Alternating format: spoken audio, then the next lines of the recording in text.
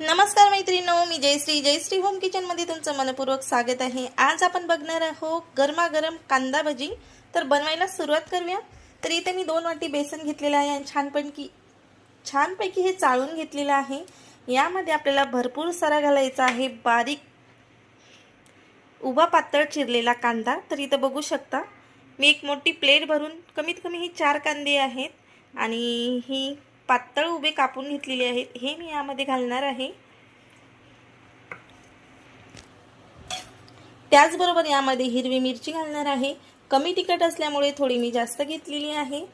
आणि त्याचबरोबर घालायचा आहे 1 चमचा जिरे, क्रश करून घालायचा आहे अर्धा चमच ओवा।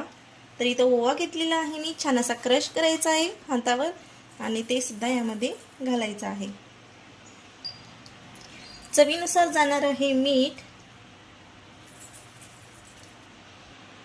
पाव चमच हळद आणि थोडं पाणी घालून छान मिक्स करून घ्यायचं आहे।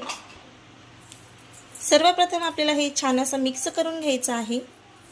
एकजीव हा मिश्रण मिक्स झालं पाहिजे। अशा पद्धतीने छानपैकी कांद्याला बेसन मिक्स झालेलं आहे। यावर आपल्याला थोडं पाणी घालून आपल्याला छानपैकी असं मिश्रण बनवून घ्यायचं आहे। तर कांदा भजी असल्यामुळे पाण्याचा वापर थोडा कमीच लागणार आहे।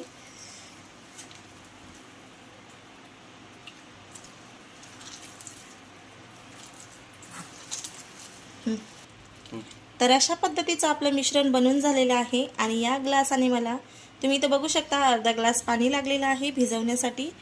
तर यामध्ये आपल्याला तळण्यासाठी तेल गरम करून घ्यायचं आहे। तर अशा पद्धतीचं मिश्रण आपलं बनवून झालेलं आहे। तर 5 मिनिटं आपण रेस्टला ठेवणार आहोत। तर 5 मिनिटं झालेली आहेत। यामध्ये आपल्याला अगदी 2 चिमूट खाण्याचा सोडा घालायचा आहे आणि छानपैकी असं मिक्स करून घ्यायचं आहे आणि गरमागरम भजी मस्त तळायला घ्यायची आहे। तर मिक्स कर।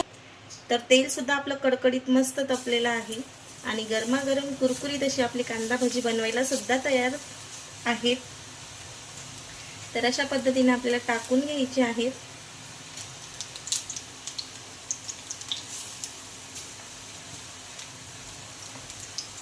आणि फुल गॅस असेल तर थोडा कमी करायचा आहे। तर इथं बघू शकता पहिली बॅच आपली छान अशी तयार झाली आहे। अतिशय कुरकुरीत अशी आपली बॅच फ्राय झालेली आहे। तर इथं बघू शकता रंग करून घेणार आहोत।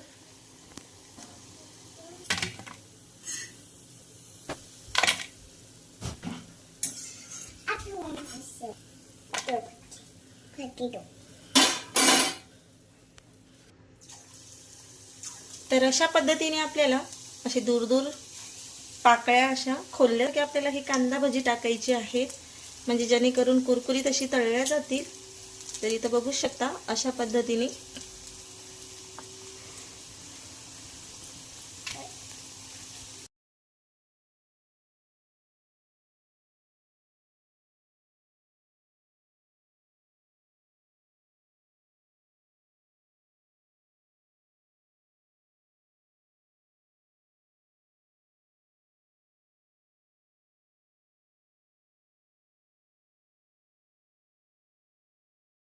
तर छानपैकी आपली दुसरी सुद्धा बॅच अतिशय छान अशी फ्राय झालेली आहे। तर अशाच पद्धतीने आपण बाकीची सुद्धा आपल्याला दुसरी सुद्धा बॅच छान अशी फ्राय करून घ्यायची आहे।